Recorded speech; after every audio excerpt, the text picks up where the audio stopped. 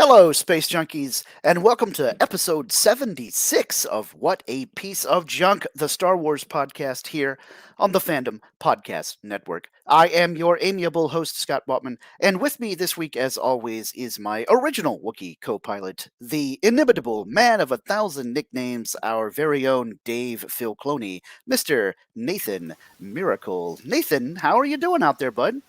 Oh, I am doing great. It is frozen over here. Looks like Hoth. Well, okay, maybe not quite Hoth-like, but we got a bunch of ice and snow today. Very unusual for here in the South. Um, Very different than Tatooine, where we're stationed today. Yes, absolutely. But we've got an expert when it comes to dealing with a variety of environmental concerns and hand to hand combat, which is timely for our discussion of Chapter 3 for Star Wars The Book of Boba Fett. Joining us in the Drunken Gungan is FPNet royalty and guest or even master of the Blood of Kings podcast, Mr. Lee Fillingsness. Lee, welcome aboard. Thank you for having me. I am but the Sith apprentice to one Mr. Kevin Reitzel, Yes. the founder of our podcast. But I'm eventually plotting his overthrow as a good Sith apprentice. Yeah. Would want to do. Yeah. So It would be disrespectful for you not to. and it's also like we're a Highlander podcast, and his name starts with K, so he has to die. I mean, that's in the rules of Highlander as well. Yeah, that's right. It's right up there along with no fighting on holy ground. True enough. True enough. See, I know some Highlander stuff. Anywho. Well, we are here to discuss Star Wars, of course, but in specific on this episode, we are diving right into discussion of, some might say, a very divisive episode of the Book of Boba Fett. It's Chapter 3, The Streets of Tatooine. Guys, it had some scenes that people loved, and some scenes that people have reacted to on the internet with a lot of questioning ideas, I guess is a safe way to say it. So The devil, you say, on the internet, really? I know, right? People expressing opinions on the internet. This can't be We right. can't have that. We need agreement. That's the internet, darn it. That's right. Yes. Eric? Dank Ferrick. Yeah. So we're going to issue some of our traditional tried and true show architecture of segments and just get right to the heart of the matter and do our 3 questions for Chapter 3 of the Book of Boba Fett. So, Nathan, I'm going to start with you. What did you like most about this episode? Well, I'm a huge Wookiee fan, so getting to see Black Chrysanthemum, getting the pronunciation of Black Chrysanthemum's name. Oh, yes, that was great. But getting to see him just taking it to Boba Fett. And you know what? Last week, we talked about who would win in a fight between Boba Fett and Black Chrysanthemum. Who called Black Chrysanthemum? That'd be me. Props to you. You absolutely got it correct. That is exactly who won. He did not make the caveat, though, that he had to get Boba Fett out of a bath to win. See, that was an extra layer of protection for Boba Fett. Had to open up the Bacta tank and get through that. Yeah, I don't know. Door. Lee makes a good point, though. You did say that they'd be fighting each other at the height of their powers and with all of their appropriate gear. So, well, and if you attack somebody while they're taking a bath, their appropriate gear is a rubber duck. So it works. He's going to be throwing the plastic porg at him. In my head, I just heard Tamara Morrison singing the Rubber Ducky song from Sesame Street. Rubber Ducky, you're the one. You make best time lots of fun. Like, I just need that now more than ever. That is. Well, he's halfway there because he did do that hot tub commercial over in New Zealand. Tamora Morrison did. So, New Zealand spas. So he's halfway there. And this keeps going back and forth in time. So is it a hot tub time machine? Whoa. All right. Well, but Nathan's favorite part was definitely all the Wookiee action there. Definitely. All right. So, Lee, what was your favorite part of this episode? Danny Trejo. The second I saw him on screen, I just flipped. Yes. Fair. I have been a fan of his since the opening night of Desperado, where I got this scar. Oh my gosh! Yep. Yes. Okay, you have to tell us the story behind the scar real quick. It was a weird thing. The theater that we were at was my buddy's theater. That was kind of like it's where you go to see the Rocky Horror Picture Show. All the audience participation. It's they have tables. It's you go there, you sit down, and it's known in the cities as a place to, or in Des Moines, it's no longer open. But like that's a place that you talk.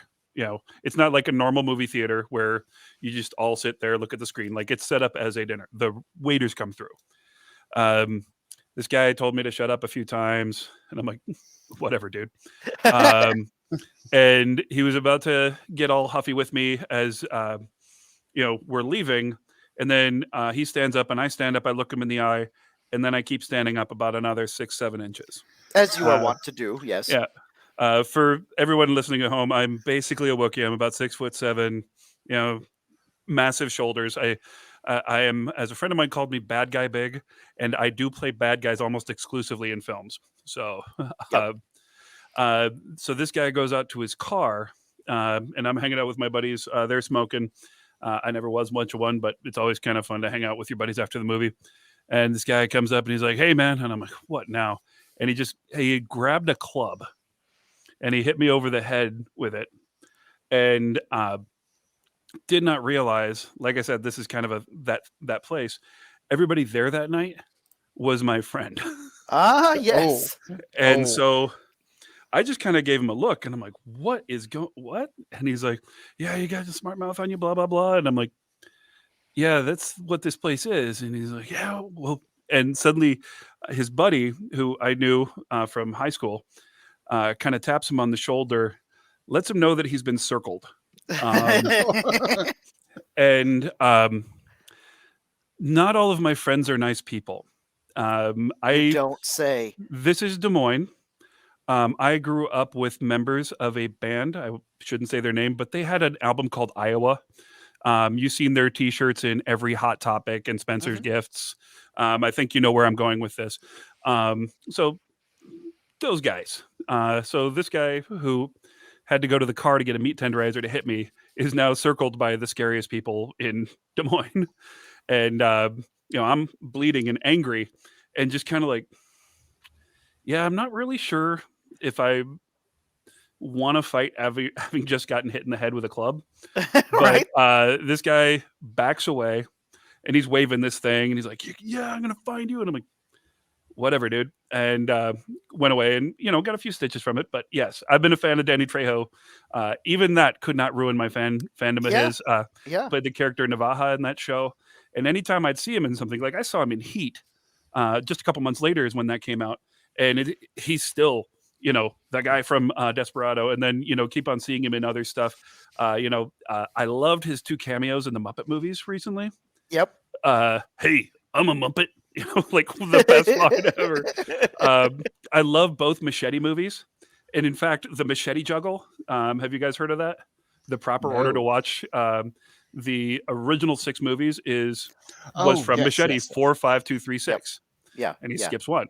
So like it's just great seeing him and knowing his backstory. Like he got hired to train I think Harvey Keitel how to box for a movie back in the 80s. So he's just kind of like that trainer. He was a prison boxing champion. And he tells this story all the time. And he's just constantly in amazing movies and the worst movies possible and the best worst movies possible. He was in a movie called Badass, where he played the remember a few years back when that old guy just beat the living crap out of some dude on a LA bus? He played a movie based on that short clip on the internet. He played that guy and just made him even better. But I think my favorite Danny Trejo role up until here we are, Rancor trainer, because come on, how awesome is that? But my favorite Danny Trejo role that I've seen him in, besides Machete, he was in a movie where he was the villain opposite Stone Cold Steve Austin as a former cop. I can't remember the name of the movie, but the final fight between him and Stone Cold, oh my gosh, it's so great. And it's, believe it or not, it's a little understated for a film like that. Definitely an actioner, But the two of them were not exactly young men when they filmed this movie. And so in the final fight between him and Stone Cold, there's just a whole lot of counter move stuff, And Danny does a lot of boxing because that's how he is. And Stone Cold is doing a few professional wrestling moves here and there, but really it's just the two of them doing some special forces type inspired hand-to-hand combat, you know. And there's not even as much gunplay as you would expect from the earlier parts of the film. They just sort of go at it, you know. And it's really great. So yeah, Danny Trejo is your favorite part of the episode. I totally understand, Lee. And I'm hoping that he turns out to be a Jedi, because we've already seen him beat Braveheart and Steven Seagal in a sword fight. I want him to have a sword fight in this series. He deserves it. I just want him to have like the trifecta of just being amazing. Yeah, I would love to see Danny Trejo wield a lightsaber, even if it's not as a Jedi, or if he, you know, isn't as this character. If he comes back as a different character in some other Star Wars show, I mean, that I'd be fine with that at this point. Or if he had a vibro machete, I think that would be yes, vibro. That is what he needs. Vibro machete versus Kira doing Terraskazi. That's the fight I want to see. I think my personal favorite part of this episode is an extension of the Wookiee fight when the rest of Boba Fett's team, or his posse, if you will, help to get over on Black Chrysanthemum while Boba Fett is recovering upstairs before he comes running down in the bath towel. Is when Fennec Shand takes the knife out of the butt of her rifle and like stabs him in the hand. And just as he's just barely hanging on to the trapdoor by the Rancor pit, and then he has to collapse down. I just love the way that they all end up working together, and it just further solidifies how tough Black Chrysanthemum is, because it takes the whole team to finally be able to defeat him, you know. So yeah, now we move on to the slightly less happier part of this topic. And Lee, we'll start with you this time. What was your least favorite part of Chapter 3? The chase. Yeah. I don't mind the mod squad, but the chase was low speed. There was no action to it. Like, I mean, after the IG-88 speeder bike massacre of the final episode of season 1 of Mando, which is the most like, that's the uncle that I want to be to all of my nieces and nephews, is just like having the kid giggle as I'm like speeding through blasting stormtroopers. That's like, that is like, you know, uncle goals. To have that, and then to have these overly modded speeders, which I thought looked really cool, just moving really slow, and then you got, you know, the other speeder that seems like it's like, okay, you know, we had the solo muscle car, but like it was the 70s when they had like all the EPA, like you can't have this much horsepower, so it's like it's an underpowered muscle car. It's like it was not a good chase, and I know that. You know, I mean, especially Robert Rodriguez should be able to do better. Yeah, he should. And I'm going to go ahead and jump in and go with my least favorite part, Nathan, because it's the same thing. It's specifically the CGI quality of that chase scene. We know that the team with the volume at Lucasfilm can do better, because as Lee just said, they did much better in The Mandalorian season 1. I also did not mind the bikes, or even the bike squad, as you say, you know, the street gang. I thought it was fine. And I liked that it was basically a little homage to American Graffiti, one of George Lucas's most famous movies that isn't Star Wars. And it was just like, Lee, you're old enough to remember the chase with O.J. Simpson and Al Cowlings, right? Oh, I remember that chase. Okay, well, good. Yeah, everybody here is old enough to remember the low-speed chase of the white Bronco through. And that's what it reminded me of. Even the special effects where the kids were doing things like bouncing the speeders off the walls and, you know, jumping over barrels and stuff. Look, I watched it twice to make sure that the first time my streaming device didn't screw up and, you know, play it at a poor loading speed. But no, it was just like whoop as they kind of sort of floated their way instead of hurtling through with, I mean, even the speeder bike scene on Endor in Return of the Jedi in 1983 felt like it was going so much faster, and that was just green screens, you know. I mean, it was just it was not good. We know they can do better. People were already on edge about how some folks feel that the bikes didn't match the overall aesthetic of Star Wars. And if Derek were here, he would be letting you all have an earful of how much he hated those bikes. And that's a perfectly valid opinion. And you know, a logical one when you're talking about the design aesthetic of most of everything else in Mos Espa. unfortunately, Derek is out sick right now. Thankfully, it's not COVID, but we hope he'll be well and able to join us on the next episode. But yeah, I agree with Lee here. My least favorite part of Chapter 3 was that chase or attempt at a chase. Now, there is one thing, everyone's calling it a tribute to American graffiti. Mhm. I think it's actually a tribute to the 1960s and 70s British mod movement. Because, I mean, you look at the clothes that it Yeah, the is fashion in, sense is yeah, definitely there. Yeah. and they're on space Vespas, Hmm. and they're literally modified people. I think that is Yeah. a joke that like it's buried way too deep, and the audience Oh, isn't old enough to get it. I was thinking of how the hot rods in American Graffiti were all heavily modified and bright colors like the bikes, but you mean Mod Squad as a really, really bad pun on a squad of modifieds. Yes, and Yep. also the mods of Britain, and their Vespas. I'll send you a picture, but they actually modified their Vespas to look like this. It was a big part of, and it lasted, I think, until the early '80s.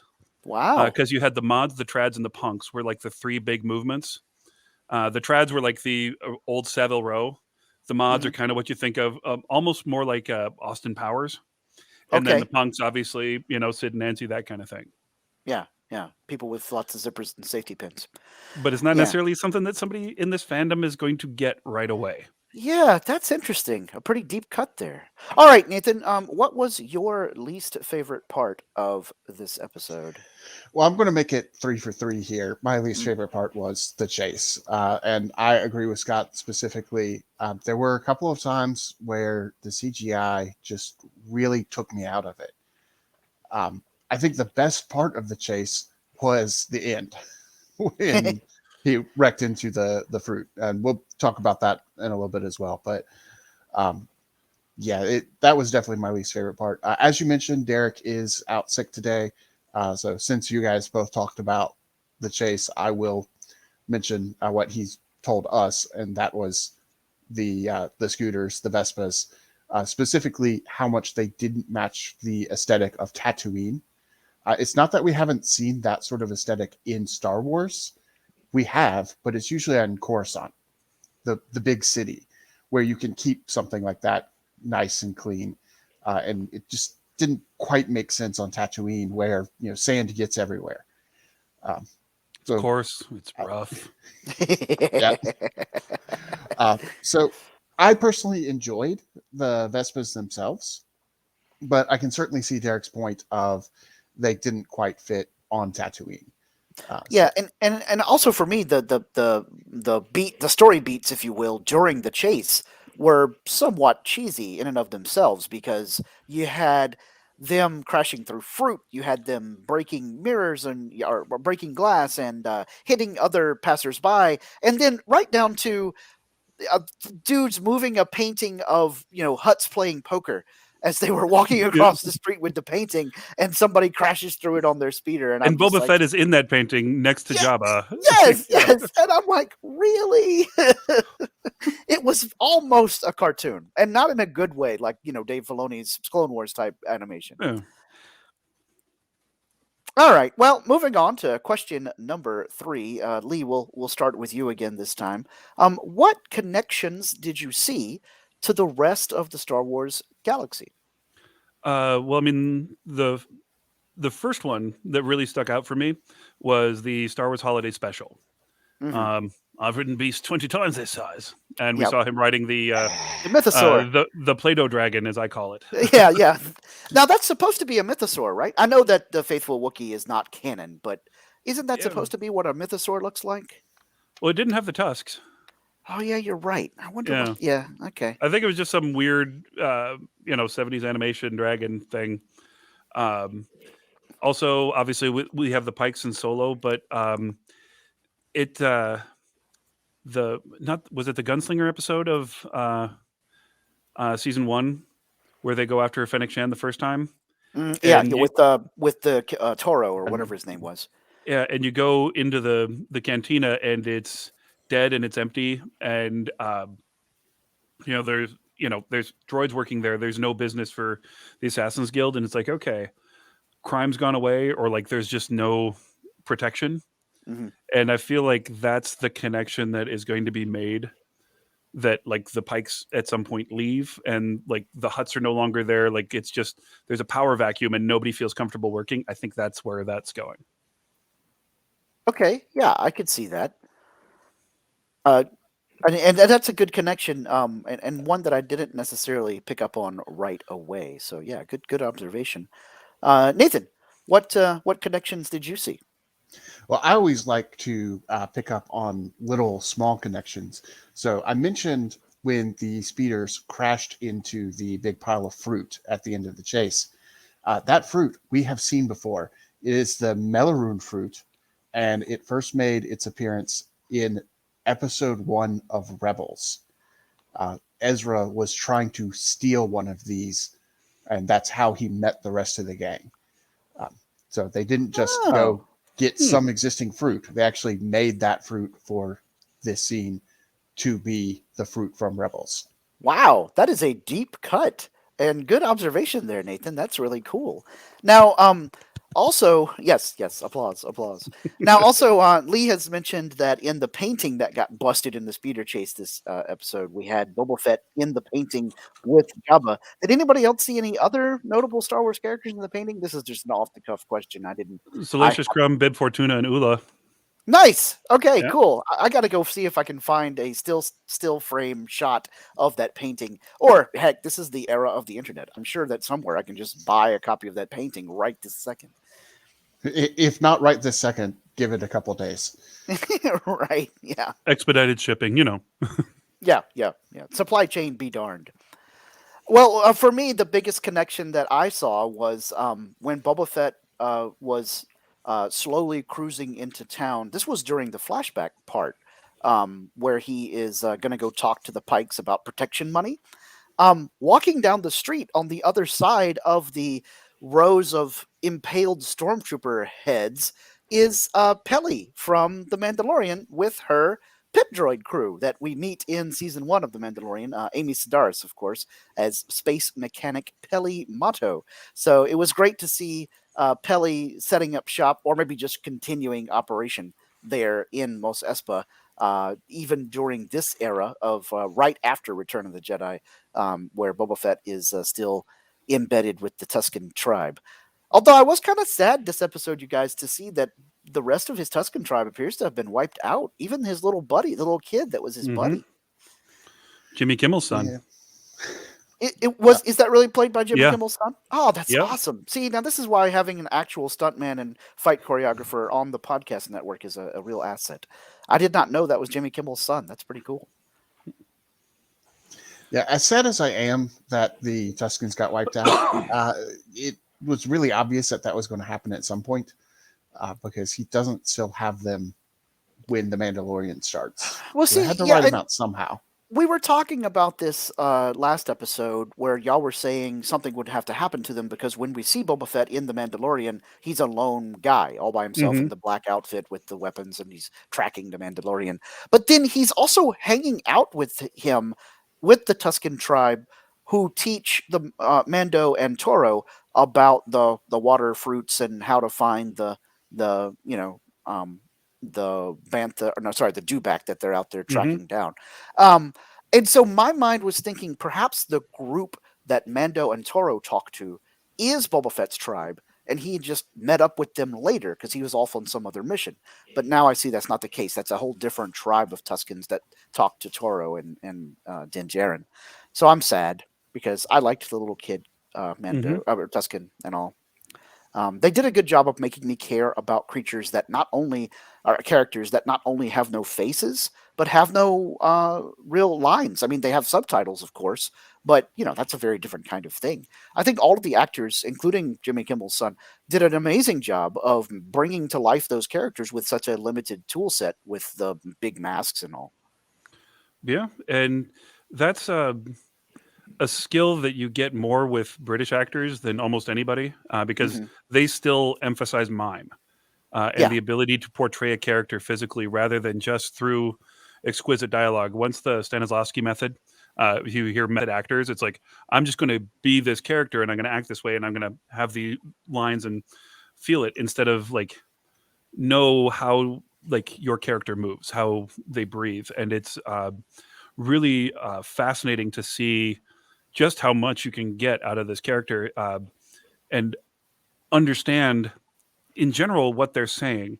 And it's weird to say this, but the only other character like that is Pootie Tang.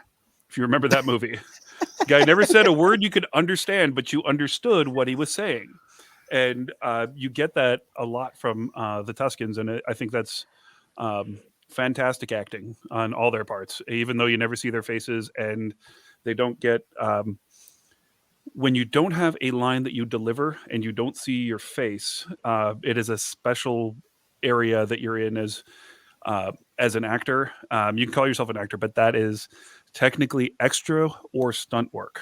Right. Or featured extra, featured stunt, that kind of thing. Excuse me. 'Tis the season. Yeah.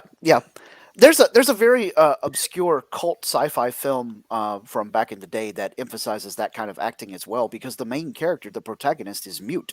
It's the brother from another planet, and it's a Oh, man. yeah. I'm going for a real deep cut there. Basically, it's about a alien who crashes on Earth in Harlem in the early 1980s. And it can be easily dismissed as a blaxploitation film, but it really wasn't.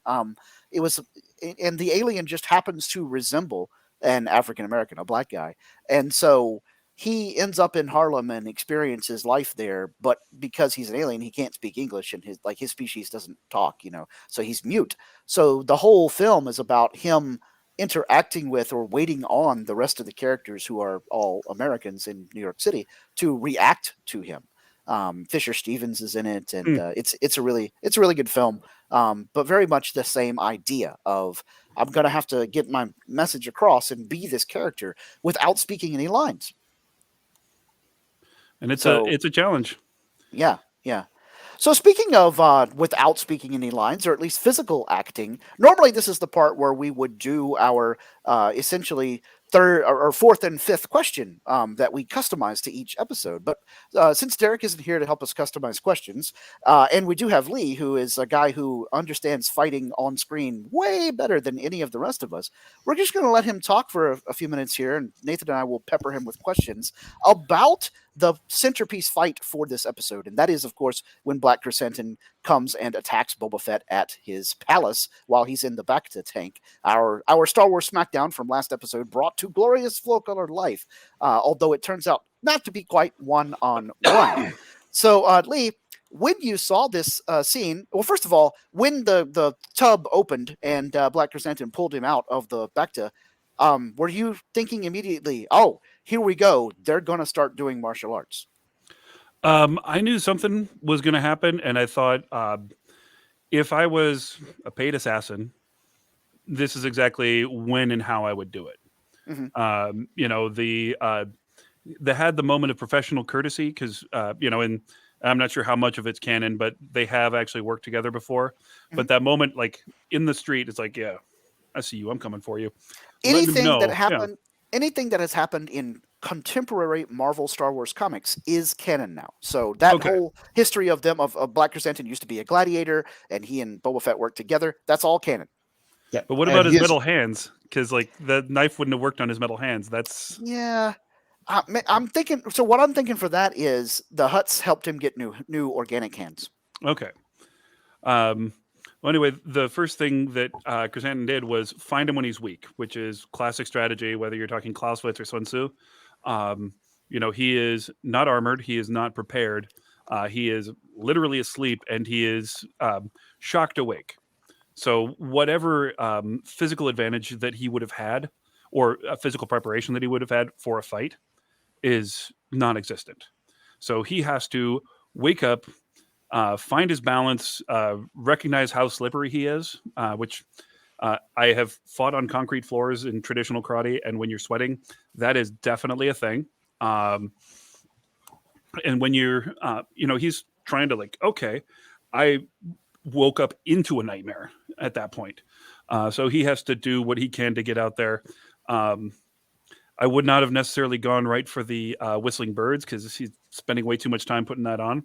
Mm-hmm. But I think as much as everyone wants the awesome jetpack ass whooping that Boba Fett promises, I think this is better for a character because we're seeing Boba Fett beyond the costume. And a lot of the criticism of Boba Fett as a character is he's just a costume. He sits there for 6 minutes in the original trilogy and goes out like a punk. Yeah. And then we see this absolutely amazing, just wholesale beatdown in The Mandalorian. And now we kind of know like what his level is. So how is somebody going to deal with that? And we've seen already that they're trying to neutralize whatever his advantages are. With the ninja attack, they had those shields that they couldn't, he couldn't penetrate that. Like it was meant to take his advantages away. So they're respecting him as this fighter, which is an important step. I'm not going to, if my job is to take somebody out, I'm not going to get them at their strongest. I'm not going to get them when they're prepped.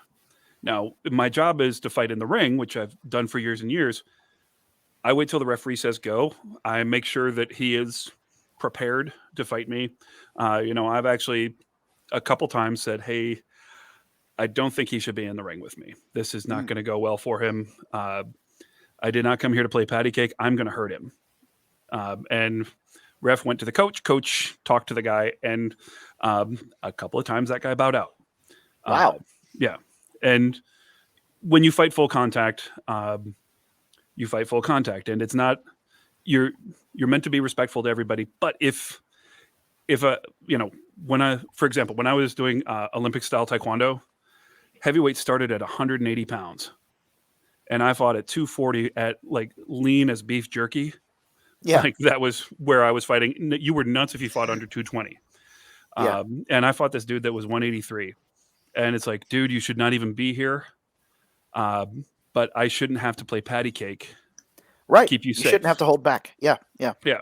So fighting unfair like that is exactly what you should do, is exactly what this world needs. A fair fight, is not something that Boba Fett would do, not something that Chrysanthemum would do. This is something that exists in that world. I mean, they're both, bounty hunters, gladiators, assassins. They've done these bad things. They do it the smart way.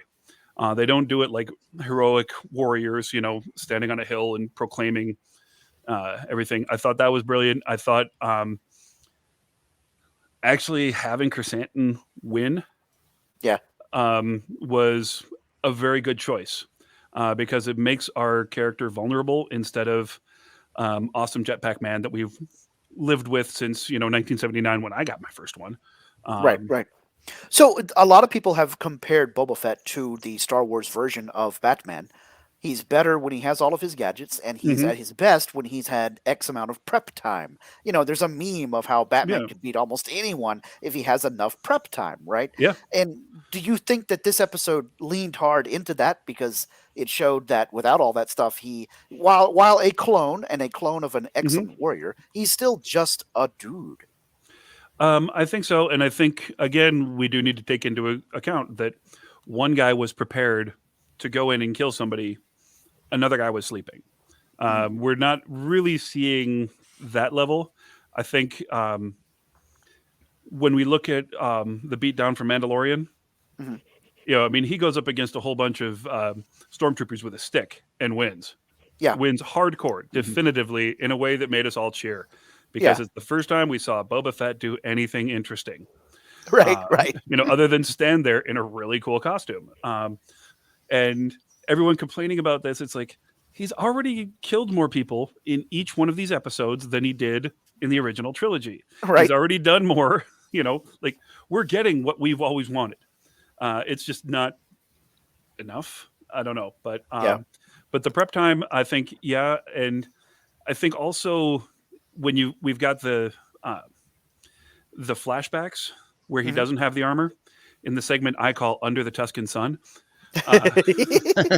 Fan film coming soon. Yep. Title patent pending. He is really removed from everything that he's ever relied on. And I think probably the most important thing we've seen so far is actually him making and receiving the gaffy stick, because it's the only thing that's his. His face isn't his. Yeah. It belongs to millions of, dead clones or, old clones at this point, belong to his father. His armor's not his. His ship isn't his. That E11 that he's been carrying around isn't his because that one got cut in half by Luke Skywalker Mm-hmm. and probably ended up in the wreckage of the Takana. Nothing that he has is his until he gets this gaffy stick. Wow. Good analysis there. Yeah, that's great. Last episode I talked about how that scene of him carving his own gaffy stick at the basically forge out in the desert with the Tuscans was reminiscent of when he was when the Mandalorian was doing something very similar in his first season with the Armorer.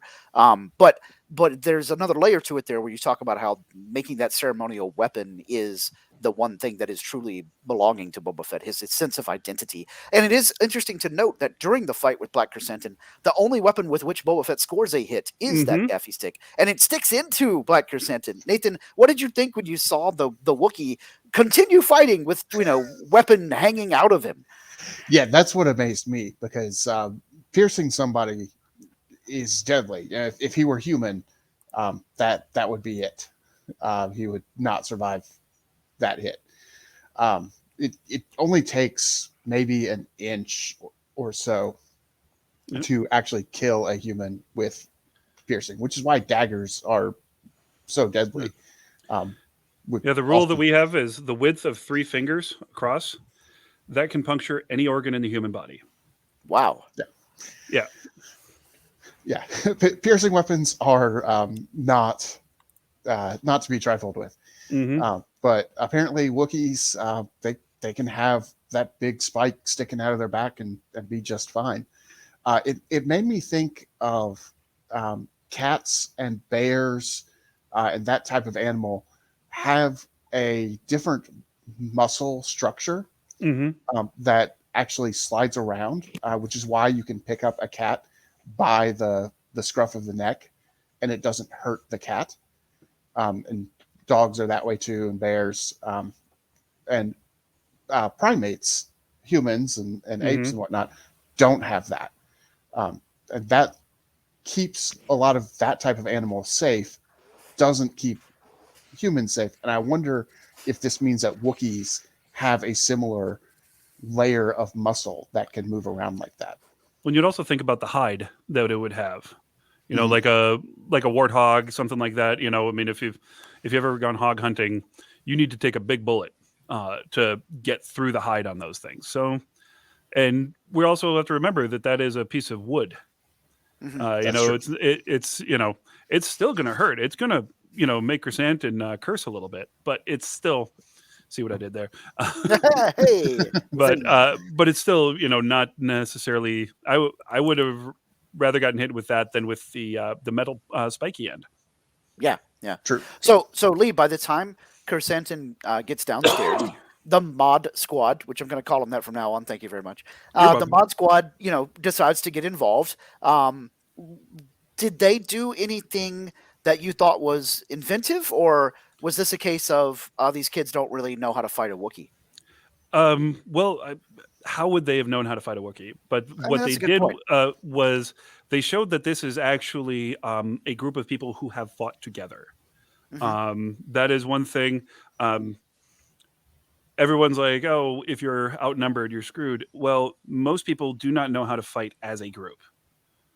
They will wait for one person to do something so that the rest of them can kind of like get in and kick somebody while they're down. Fighting as a group requires training and communication. And they're fighting as a group where they immobilized Chrysanthemum. They're using their bolos or whatever those were to kind of get him. They're shocking him. They're keeping him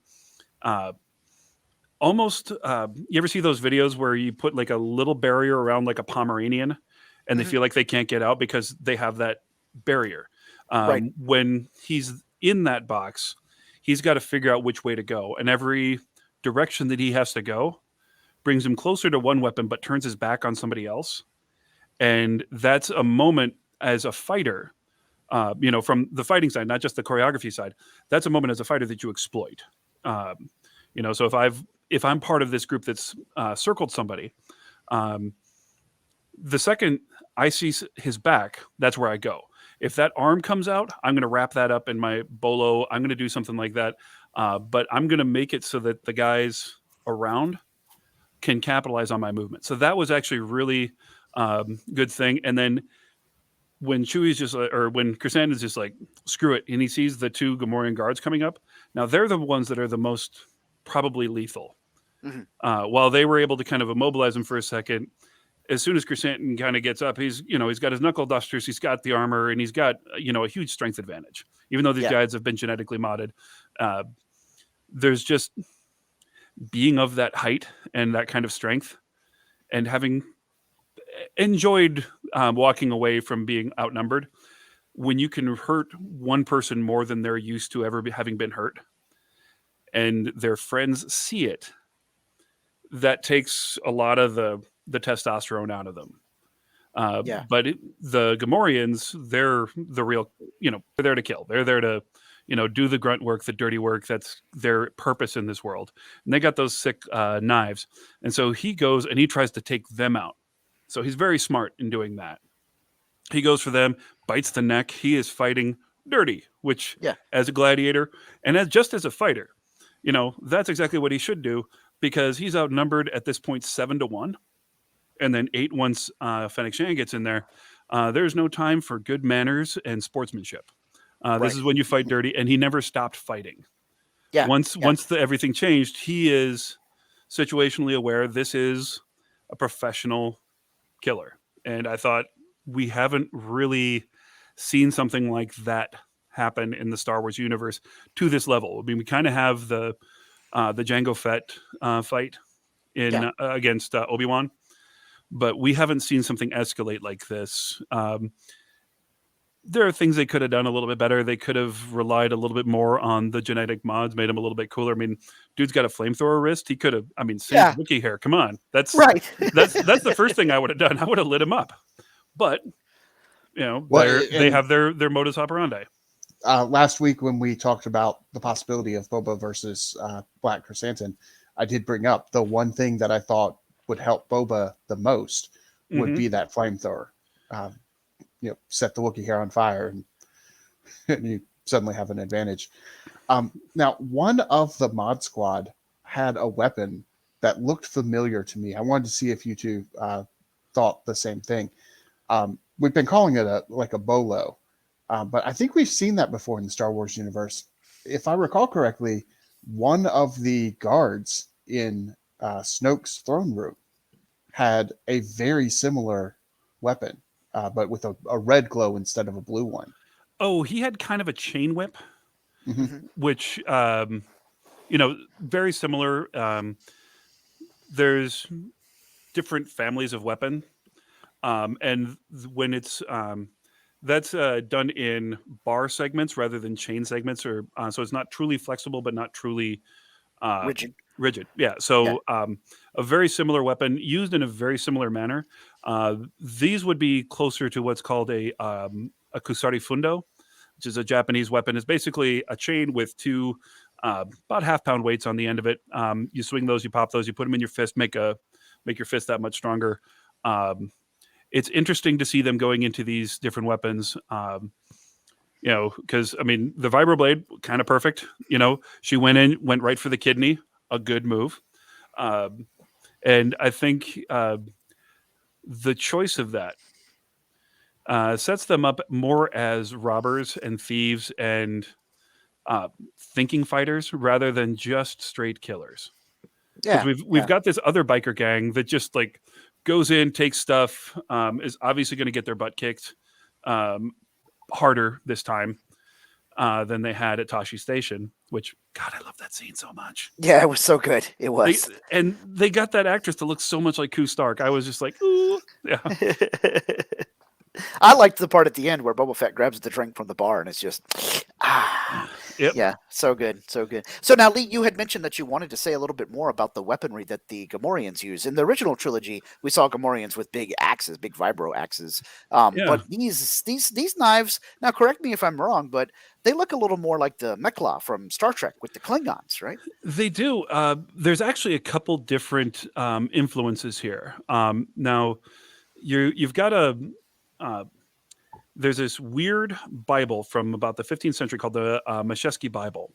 And basically, if you want to spell that, throw Scrabble letters on the ground and have M on one side and I on the other. But the flare at the tip is actually based on what's called a Mashevsky chopper. And a variation of that was actually used in Braveheart. You see it in the background. The Scottish warriors are using it as well.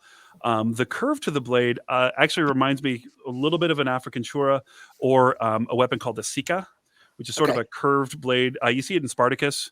It's a little bit more bent rather than curved.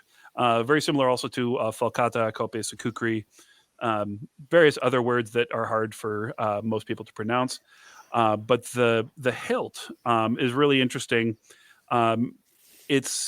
There's two weapons I know of that use this. One is an Indian saber called a tulwar, and it's two discs on either side of the hand, or it's a Dutch dagger called a rondel. And what that really does is it locks your hand in for stabbing. And with a curved blade, it kind of doesn't make sense, but it also, when you see the way this moves, I'm just going to use my handy dandy lightsaber here.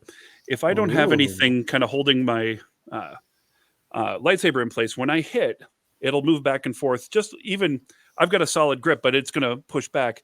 If I've got a disc on either side, when I hit, all my force goes through, and I don't need to add to it with my wrist strength. I've actually upped my force game. So that's I think that I love what my my kyber crystal just went off in there, but I think whoever the armorer is, I love that they're going a non-traditional route because we've got a lot of sword fights in Star Wars. The gaffy stick, the way that they're using, it's very similar to, quarterstaff that you would find in any culture, because a stick is probably the oldest weapon other than maybe a rock.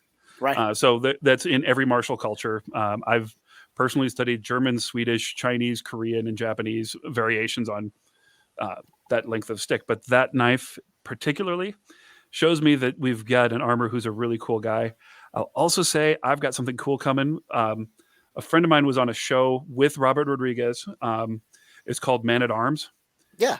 And they would, unlike the other show where they get a whole bunch of smiths to come in and make as not mediocre a knife as they can in 3 hours, they're like, we're going to take two weapons and we're going to make the best version we can, put it through, see what the strengths and weaknesses are. He worked on that show. He's a friend of mine. He's also a stunt guy. When the Mandalorian episode with Boba Fett kicking ass came out last year, I'm like, dude, I need gaffy sticks. And he's making laminated hickory gaffy sticks. We're working through, and we've been trying to figure out how to make it. And then they just happened to have this episode where they showed how to make it. Yeah. And so now we've kind of got the idea. And so he's making me one. The wood that they're using is actually in that show is a weird kind of wood that you get in areas of California called manzanilla. It's got that weird gnarl to it, but it's incredibly tough. So we're looking for that. Now, I like the tidbit here is that they're basically using a type of wood that comes from a deserty area because they want to, be faithful to the idea of this is the kind of wood you get in Tatooine that is now a desert. I love that we have learned that Tatooine was once a beautiful, lush world with oceans and greenery, and now it's a desert because of some disaster, Pretty amazing. Potentially sentient life form made disaster. Potentially, Star Wars universe is lousy with super weapons. That's right. That's why it's also filled with desert planets. So, Lee, one more question about the fight here before we move on. We'll take a quick break for a FPNet promo and then move on to some Star Wars news from this week. But last question for you about this fight. As a choreographer, would you have done anything differently? Was there something that you're like, oh, they should do X, Y, Z, and then they didn't do it? I would have maybe had the timing was a little bit off. There's no reason for Chrysanthemum to have given Boba enough time to even try to put the gauntlet on. They should have, just for the sake of drama, had Boba get a couple of really good fights or good moves in, so that we have that, we all want to have the David and Goliath fight. We all want to see the little guy just demolish the big guy. and that we just had Boba on his heels the whole fight, was never actually winning, just got a couple shots in, but we never really had like a sense that Boba could win. Right. If they had had just those phrases, that's one of the things when I choreograph a fight, I never want anyone to know who's going to win the fight until somebody wins the fight. I don't choreograph for this guy to win. I choreograph a fight, and I choreograph for the loser to fight the way that he would fight if he wanted to win. Okay. And so I think that kind of creates a little bit more story. And, obviously this is a guy who gets paid a lot more than me. So his opinion probably matters more. I'm not going to take anything away from him. He's not like that hack Nick Gillard, who is horrible. I have nothing good to say about Nick Gillard. He is the worst thing that happened to Star Wars. But that's neither here nor there. The guy that did this, he had his reasons for doing that fight, how I would have done it differently. And I have my language of fights the same way that you can tell a fight is a Bob Anderson fight. You can tell if it's a Rick Hobbs fight, if it's a Yuen Ping fight. We all have a language that we like to use. That's how I would have done it differently. That said, having a really good hand-to-hand fight, having a Wookiee do something more than SWAT is kind of nice. Yeah. Sort of like Rogue One is the first time we saw Vader do anything cool. Yeah. This is like the first time we see a Wookiee do anything cool. Even like the battle on Kashyyyk is like, SWAT. Or grab, throw. Like, there's, it's like, okay, we're supposed to be afraid of these guys. They don't do much. Yeah. They occasionally blast things with bowcasters, which are awesome guns, but as we saw in The Force Awakens, when Han Solo has a bowcaster, it's still an awesome gun, Yeah, and how did he go 40 years without ever, like, trying that? Who knows? There's even one instance in the Battle of Kashyyyk where some Wookiees swing down onto one of the droid vessels, and every other droid vessel has droids on it that they could have grabbed and bent in half and thrown off, but somehow they managed to swing onto the one vessel that has no one for them to fight hand to hand. Mm-hmm. Yeah. And where are they swinging from? Why are these vines that long? Because like they're coming in over open water, and I know Rocher trees are supposed to be tall, but like, what's the angle? It's sort of like when they took the rope or swung down onto the sail skiff from the Takana in Return of the Jedi. There's not a force diagram that would allow them to do that. Yeah. It doesn't exist. Yeah. So they should have been flung off the edge of the rope and like somersaulted down to the skiff. But yeah. It's kind of like Spider-Man when he's somewhere where there aren't really tall buildings, and yet somehow he's still web slinging. He's like, the other end of that is not connected to anything. Yeah. At least they played with that though in the first one, the original one with Tom Holland, when he's out in the burbs and he's like, oh, there's nothing to grab here. Yeah. He has to like take the bus back to Queens or whatever. Yeah. Yeah, and they had a commercial recently with a similar premise where he was hiding out because everybody knew who he was. And same thing. Oh, shoot. Well, I guess I have to call Ned to come pick me up. Yeah, and Ned showed up in the car that was being advertised, whatever car it was. Yeah. All right, great. Well, Lee, it was excellent talking to you about the fight choreography, and of course, it was great to see our Star Wars Smackdown from last week come to life with Dr. Stanton versus Boba Fett. That was awesome. And if you want to hear more awesome things from fans of different properties, we've got a ton of great shows here on the Fandom Podcast Network. So we're going to take a break real quick so that Kevin can tell us all about those. Thanks for listening. We hope you're enjoying this podcast. We'd like to continue to feed your ears by inviting you to listen to these other great shows on the Fandom Podcast Network. It starts with our flagship show, Culture Clash, discussing the latest in entertainment pop culture. Bloody Kings, Immortals Take Notice, our show covering the entire Highlander universe. Couch Potato Theaters, where we celebrate our favorite movies. Time Warp, the Fandom Flashback podcast discussing a year in movies and our favorite retro movie and TV pop culture topics. Good Evening, discussing all things Alfred Hitchcock. Union Federation, our Star Trek and Orville show. Hair Metal, the 80s and early 90s rock metal podcast. Type 40, our show covering the time-traveling Doctor Who universe with host Dan Hadley. Lethal Mullet, an 80s and 90s action film podcast with host Adam P. O'Brien. Also check out the Lethal Mullet Network for more great podcasts. What a Piece of Junk, a Star Wars podcast with hosts Scott, Derek, and Nathan. Making Treks, a Star Trek podcast, a deep dive into the final frontier with hosts Mark Newbold and Adam P. O'Brien. And check out our newest shows, The Fandom Show, our monthly Fandom Podcast Network live YouTube exclusive show about the month's hottest topics in fandom, and the FPN True Believers MCU podcast, discussing the Marvel Cinematic Universe and the related Marvel television and streaming MCU universe, including the connections to the original Marvel comics. You can find the Fandom Podcast Network on several platforms. Please subscribe to the Fandom Podcast Network YouTube channel to receive notifications of new podcast episodes and live events. You can enjoy all of the Fandom Podcast Network audio podcasts on our master feed at fpnet.podbean.com. The Fandom Podcast Network is on all major podcast platforms, including Apple Podcast and iTunes. You can find the Fandom Podcast Network on Facebook. You can email us at fandompodcastnetwork@gmail.com. You can also find the Fandom Podcast Network on Instagram at Fandom Podcast Network and on Twitter at FanPod Network. Thank you for listening, and remember, respect others and enjoy your fandom.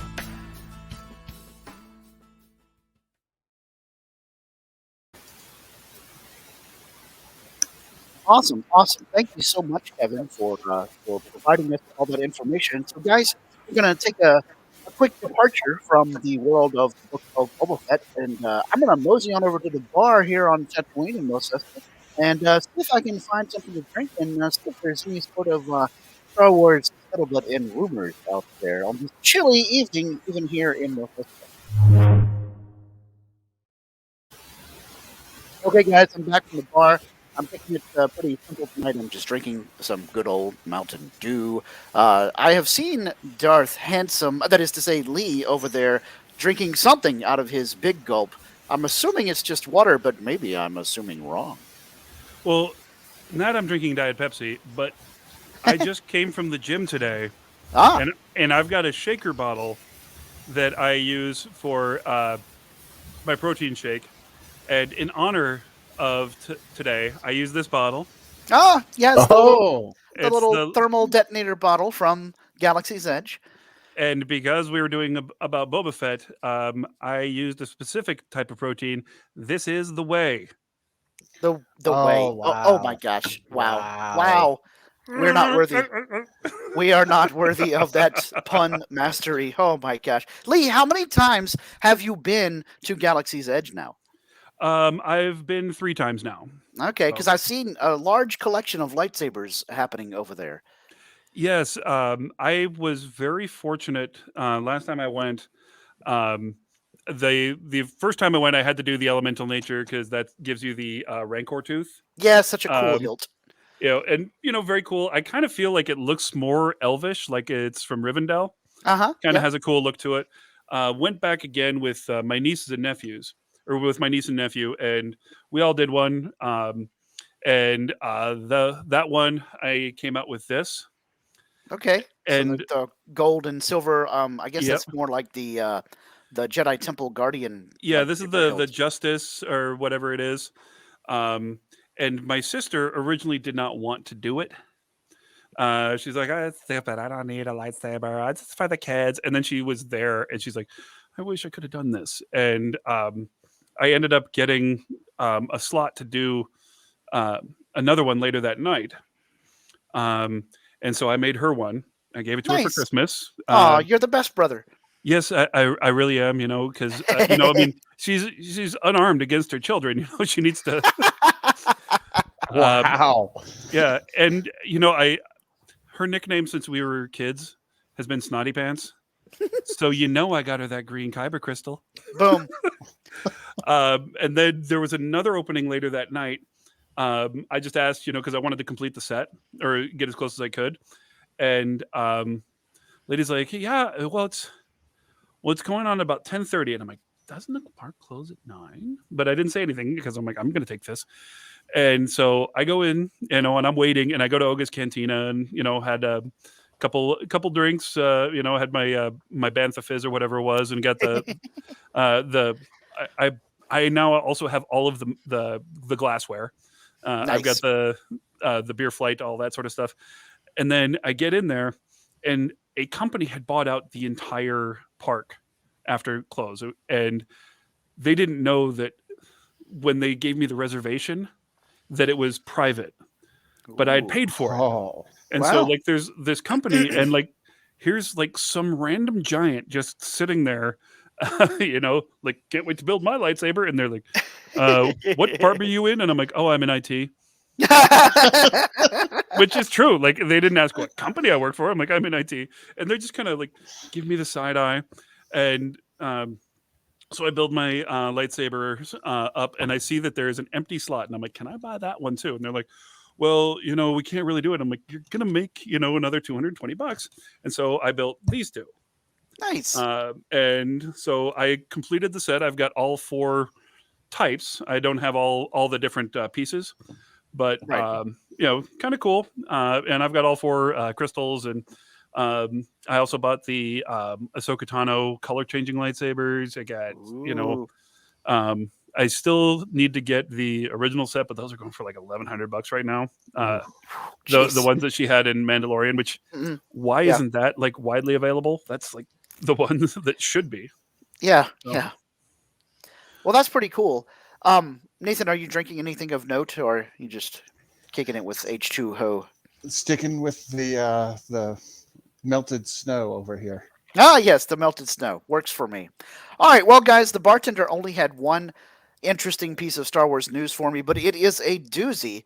It appears as though Ming-Na Wen, the erstwhile Fennec Shand, or current Fennec Shand, I should say, has accidentally confirmed on Twitter, and then subsequently deleted that tweet, that Katie Sackhoff's Bo-Katan is going to get her own live-action series on Disney+. There was a report that Bo-Katan was going to get her own show, and then Ming-Na Wen tweeted, "Woohoo! Thrilled for you, Katie Sackhoff. Congrats, girl. Hashtag Bo-Katan, hashtag Star Wars at Disney+."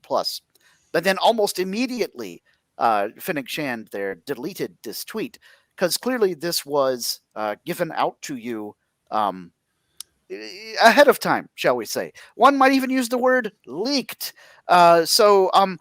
The fact that Fennec Shand was on Twitter talking about it almost confirms it for me, guys. Nathan, what are your thoughts about the idea that we could have a Bo-Katan live action series? Personally, I'm incredibly excited. Bo-Katan is an excellent character. It's a very different character from the other Mandalorians that we have as main characters. I know there's been some discussion about the fact that this would be a third Mandalorian show. But she's very different from the Mandalorian or from Boba Fett. She comes from kind of a high stature house on Mandalore. Right. She's basically royalty. Mm-hmm. Basically, yeah. So it would give us a different side of the Mandalorians. And, we had just Jedi for so long. I'm okay with a little more Mandalorian right now. And Katie Sackhoff is just excellent on screen. I was amazed by her appearance in The Mandalorian. Now, that said, this leak does not specifically say that this is a new series. So it is possible that this is just Mandalorian Season 3 focusing on Katie. But I think you're right. I think it is probably a new series with her possibly replacing that New Republic series. That was going to focus on Gina Carano. Yeah. Yeah. Since that's not happening anymore, this may be coming in to replace that. And I'd be perfectly fine with that. Yeah. Lee, what are your thoughts about the possibility of a Bo-Katan series? I think that would be amazing.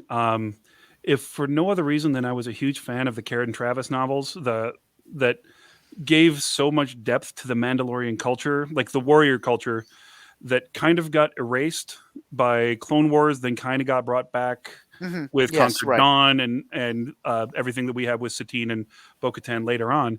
I think that this could be really amazing. Katie Sackhoff, obviously been a big fan since Battlestar Galactica, but the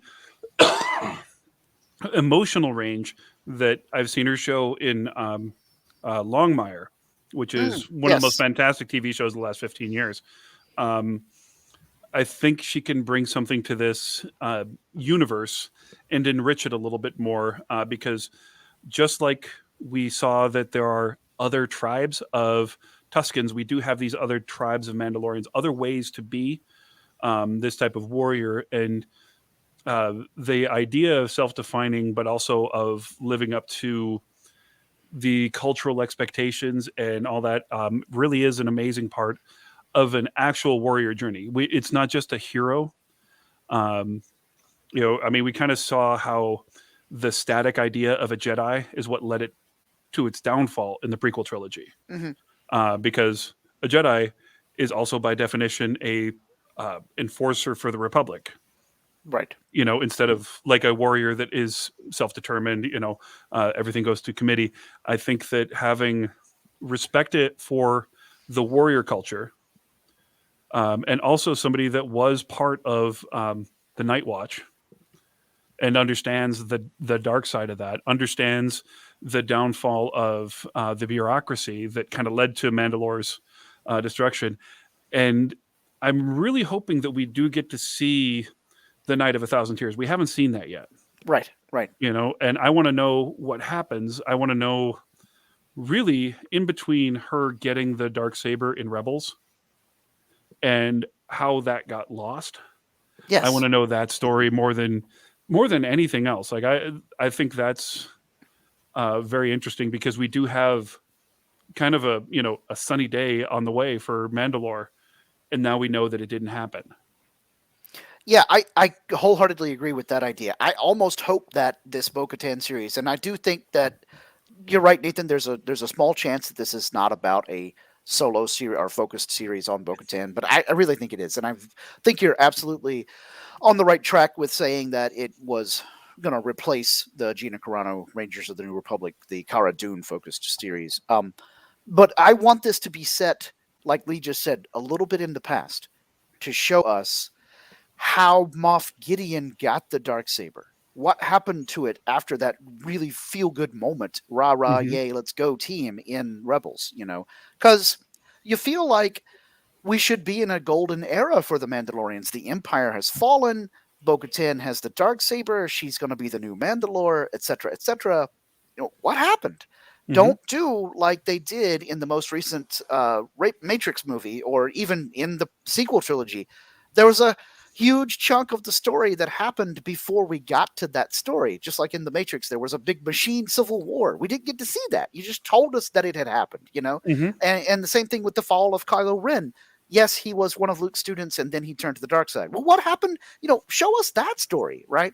And so I hope that this series with Bo-Katan is going to be them showing us that story of you thought everything was going to go great on Mandalore, and Bo-Katan had the Darksaber. But what happened? Shakespeare once said past his prologue, and it's not because he doesn't want you to focus on the past in your story. He meant don't make it to where the audience needs to know every last piece of what happened in the past in order for your story to be interesting, right? So the modern day Hollywood, at least the part that does follow-ups to these big blockbusters and tries to cash in on nostalgia, whether it be Star Trek movies, Star Wars movies, The Matrix, any of this stuff, they've too much taken the idea of, oh, let's act like the universe has continued to go in the intervening decades since we last had a movie and just sort of pick up with what's happening now. No, pick up what happened at the end of the last movie that I saw. Don't expect me to just sort of accept that all these things occurred off screen and, pick up from the action from right there, because I'll get confused and lost and there won't be as good of a story. So I hope that this Bo-Katan series sort of rectifies a little bit of that with Star Wars, which honestly, the Disney Plus series so far have been doing, Nathan, you talk about this often, they've been doing for the sequel trilogy what the Clone Wars and the cartoons did for the prequel trilogy, and that is bridging the sequel trilogy to the original trilogy. Yeah, 20 years ago, a lot of people hated the prequels, and there's still some of that around, but a lot of people appreciate the prequels now who did hate on them when they first came out, and it's because we've had 20 years of filling in all the gaps, explaining the story. I think a lot of people forget that back in 1983, we didn't have nearly as much information on the original trilogy either. That took 20 years to fill in, just to get us to the point of being able to start a backstory for Palpatine, whose name we didn't even know in the original trilogy. Right. Yeah. So, He was you did if you owned the book. Yes, right. He was given a name in the books. Yeah. Well, I didn't, because in 1983 I wasn't alive. But even I found out Palpatine's name when I read an article from Decipher when they were playtesting cards for the Dagobah expansion. And they said, well, we went ahead and made a version of Emperor Palpatine to playtest as well, because we figured he'd be similar to Yoda. I'm like, Emperor who? Yeah. Who's this now? All right. So we can blame that on Kevin, because he worked for Decipher at that point. That's absolutely. Yes, we can. It's all Kevin's fault, 100%. All right, guys. Well, we'll leave the news topics behind and get ready for the main event. It is part 2, or I guess segment number 2, episode 2. I don't know. It's our second installment of Star Wars Smackdown.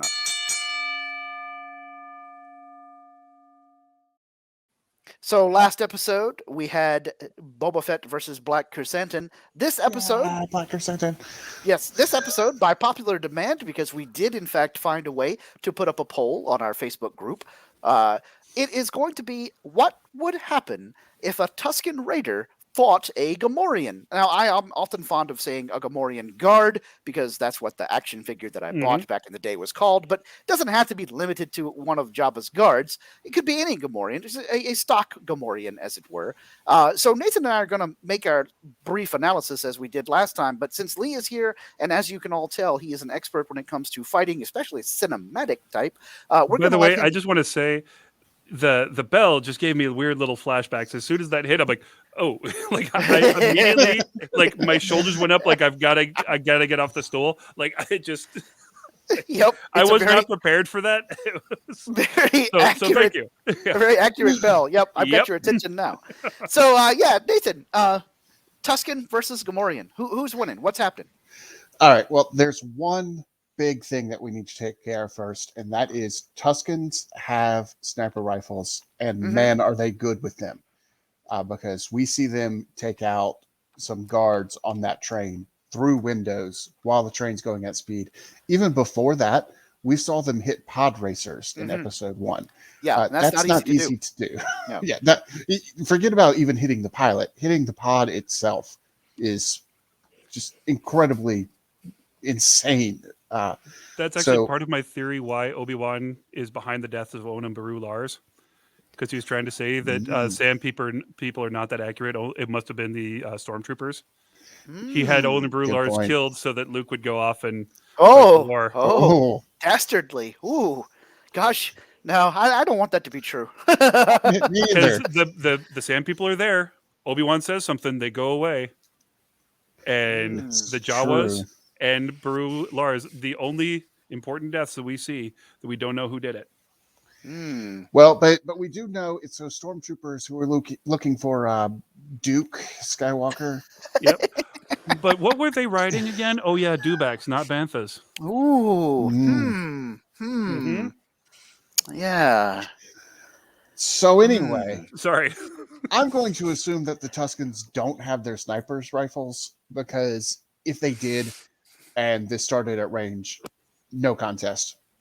Gamorreans get shot before they ever get there. I mean, that is the basic advantage of firearms over melee weapons. You get to hit things from far away. So once they get into melee, Gamorreans, I think, have the strength advantage, but I think Tuskens have kind of the training advantage and the knowledge of how to fight. I think the Gamorrean guards, or excuse me, just Gamorreans, are more, I'm just going to hit you. I'm going to overpower you and overwhelm you. And that's great when you want to use them as guards, and the people that they're subduing are probably half drunk anyway. Not necessarily as great against a trained warrior like we've seen the Tuskens so far in this particular show. Now, if we only had the movies to draw on, I'd probably be going with the Gamorreans. But in this case, I think the training and the gaffy stick in particular gives the edge to the Tusken, even without the sniper. Okay, all right. I like where you're coming from, but not just to be contrarian, but because I think that the Gamorreans actually have a little more going on than we give them credit for. I feel like the Gamorrean would be able to, again, if we're doing melee, so not firearms, Gamorrean would be able to overpower a Tusken because while the Tusken, I think, definitely has a speed advantage, I think that the Gamorreans deceptively have that toughness advantage a little bit like Black Chrysanthemum himself when he had the gaffy stick sticking out of him. I think that a Gamorrean could take a few blows from the Tusken's preferred weapon and then get in close to either do that blade work or an axe maybe, or just choke him out. I mean, and we don't yet know what happens when you take the mask off of a Tusken. Is it gonna like render him very, very weak because he can't survive without it? Because we don't know what they look like under those masks, and we do know that their species came from a time when Tatooine was a lush and beautiful world. Maybe they're much more aquatic, like the Pikes. They've just got to wear those respirator masks, those helmets, to be able to survive in the current environmental state of Tatooine. So there's that idea, and I think we underestimate the Gamorreans sometimes. In that, yes, the Tuskens very much have a warrior culture. They're bred to survive harsh environments, but I think that that the Gamorrean would be able, once he is able to get in close, once he gets a hold of the Tusken, he's going to be able to win that fight by just wearing him down because he's got the more strength and energy reserves. All right, Lee, what are your thoughts for this particular Smackdown? You got to break the tie here. Yeah, now, a big part of this is the arena. Where are they fighting? If they're in the dunes, the shifting sands, all that kind of stuff is going to definitely give the advantage to the sand people or to the Tuskens because A, they know how to move in that, and B, kind of their lighter stature makes them easier to kind of move around with that. The Gamorreans being heavier are going to sink a little bit more. When I was doing Olympic style Taekwondo, you actually are on these padded mats. And when you throw kicks or punches, you're actually supposed to turn on your toes, but that grabs your toes a little bit. So the bigger you are, the more that will grab you and slow you down. So the ground has a huge thing in the fight. Also, one of the reasons why grapplers win the UFC is because it's a better place for a grappler to be on those mats than for a striker. Okay. So when you see UFC style fights in a boxing ring, it gets much more even who's winning and who's losing. So just a little bit of inside baseball or inside ultimate fighting there for you. Inside the octagon. The preferred weapons, and we're just going to go with what we saw in these episodes. We got that knife and we got the gaffy stick. The gaffy stick does have the advantage of range, which is a good thing to have, but it's also using that particular weapon at range makes it very predictable because it's going to be stabbing. The more that you swing wide with it, the easier it is to come in and rush. The Gamorrean with the knife is going to have to get inside that range,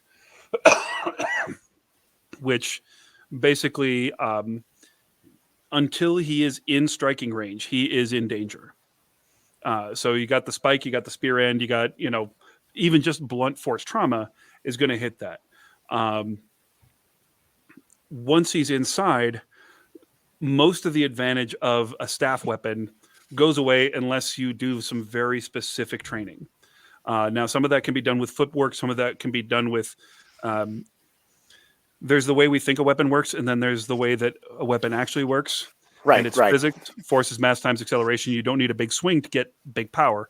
It's mass and acceleration. If I move at 30 miles an hour for an inch and a half, and I hit with my weight, that's 30 miles an hour times 300 pounds. That hurts. It doesn't matter if I travel 5 feet or if I travel 30 inches. That's just the difference there. If they've trained that way, that's a way to go. Inside the danger zone where they can both hit each other, the Gamorrean doesn't have style per se. Right. Which, I will say that they are trained fighters because we saw them as cage fighters in Mandalorian Episode 1, Season 2.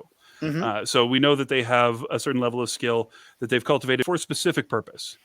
What I do when I'm bouncing is different than what I do in the ring, is different than what I do when I was wearing Army Green, all that kind of stuff, like different skills, different places. If the Gamorrean can figure out the rhythm of the Tusken, and that's a very rhythmic fight, very back and forth, 1-2. I call it TikTok, Robin Hood kind of stuff. That's how the Tusken was kept on beating Boba. It's because he understood the rhythm better. If the Gamorrean can break the rhythm or not follow the rhythm, it's going to frustrate the Tusken.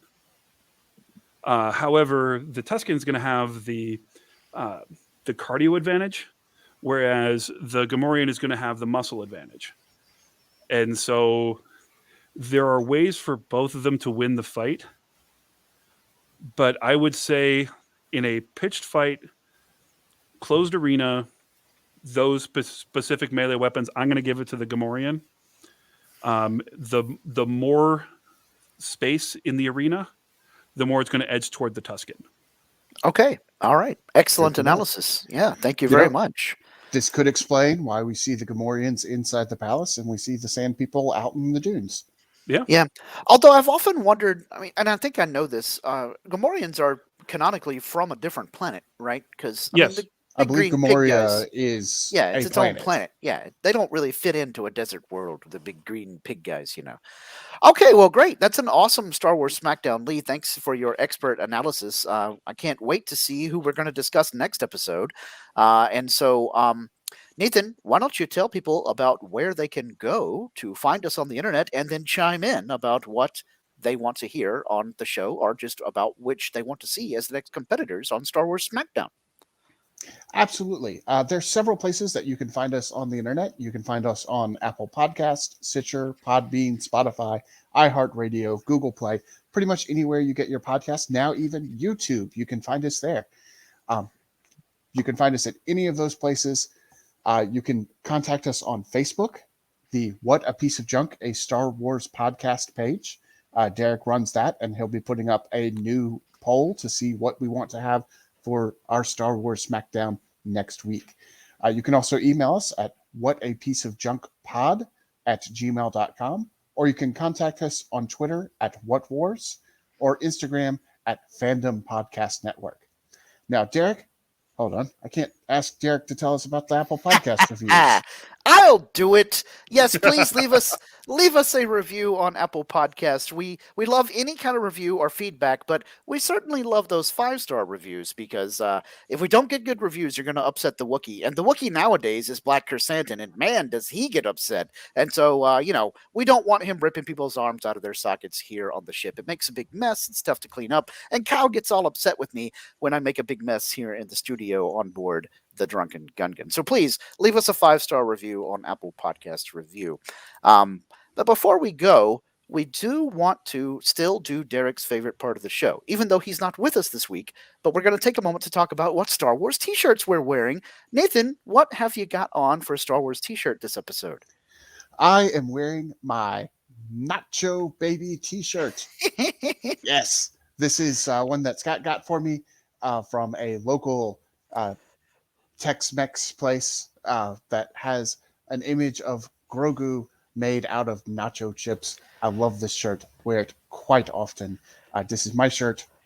My shirt. You can't take my shirt. Just like the Water Merchant's red stapler. You can't take it. I don't know if you caught that. The Water Merchant at the beginning of the episode. Oh, yeah. He is from Office Space. Stephen Root, baby. Good times. Good times. Also, Bill Dauterive from King of the Hill. Yes. Well, I am not wearing a Star Wars t-shirt this week because it's cold in Charlotte, y'all. So I am wearing my Sith Trooper hoodie from Star Wars The Rise of Skywalker that I got when the movie came out. It's all red with a beautiful hood on it. And then the jacket itself is designed to look like an armor suit, plastoid armor suit of a Sith Trooper. It's got the little vent marks. It's got the body plating outlined. It's got the elbow joints with the black undersuit and the shoulder and arm joints. On the back, it has the space where you could connect a backpack. And then the zip pull is a cool. Let's see, how can I do this to make myself bigger here for the folks at home? There we go. That's as big as it's going to get. The zip pull is a Sith Trooper helmet. So it's not red, but it is silver. But I love this hoodie very much, and I got it on sale. So how could I go wrong? All right, Lee, what have you got on for a Star Wars T-shirt? Well, underneath my Christmas present from my sister, which is this wonderful, stylish Han Solo vest, which we've all wanted since 1977. That's right. Yep. I promise I am not a shill for Galaxy's Edge, but this is awesome. It looks exactly like it's supposed to. And it fits a 6'7", 300-pound dude. So their 3Xs are proper 3X, and Nice. So if you're a big dude and you think you're going to go to Galaxy's Edge, you can buy costumes. It's awesome. But underneath this, because I was at the gym today, I've got Boba Fett Mandalorian gym, and Boba Fett. Yep, and it's got Boba doing some preacher curls on there. And because I'm really on brand, I actually cut this. I was doing fight choreography for a movie where I'm playing a Scottish bad guy. The Lord. What? You're playing a bad guy? I always play a bad guy. But I actually got doing fight choreography with a Scottish sword, and I'm wearing the kilt and everything. And there's just the warm up before we film the next day. And I took a sword right through the armpit of this shirt. Wow. So not only do I have my Boba Fett shirt for the Star Wars podcast, it got wounded fighting as a Scottish warrior for my Highlander podcast. So good times. Nice. Double trouble. Awesome. And if listeners out there want to get their own cool What a Piece of Junk podcast t-shirt or iPad case or coffee mug or shirt or coffee mug for Blood of Kings or any of the other shows here on the Fandom Podcast Network, you guys can head over to tpublic.com, search up Fandom Podcast Network, and find all kinds of awesome FPN merch for all your favorite podcasts. Can I recommend a shirt design idea? Okay. Have it be the What a Piece of Shirt. Oh, yes. We should That's do that. awesome. What a piece of shirt from your friends at What a Piece of Junk. Yeah, that would be great. That would be great. I'm going to have to make a note. I'll tell Kyle to make that design available soon. Good stuff. All right. Well, let's go ahead and hit the social media cues real quick before we head out for this episode. Lee, where can folks find you on social media? They can find me on Twitter and Instagram at The Way of the Way. You can also reach out to me on Facebook. We've got the Fandom Podcast Network page. We've also got our Blood of Kings page that Kevin Reitzel and I run. Say hi. Sorry for all the politics. Awesome. Nathan, where can folks find you on social media? You can find me on Facebook under my real name, Nathan Miracle. You can also find me on Twitter or Instagram at Gooey Chewy. That is GOOEYCHEWIE. Scott, where can people find you? I'm also on Facebook under my real name, Scott Baltman. I do have my own author website because I write my own science fiction books, and that is writegreatscott.com. And of course, I am on Twitter at ScotticusMax. So, yes, please reach out to us between shows, everybody, and let us know what we can do to make the show better, or just give us any sort of feedback that you have. And so we just want to remind everybody to always respect each other and always respect each other's fandom. So until next time, punch it, Nathan. Oh.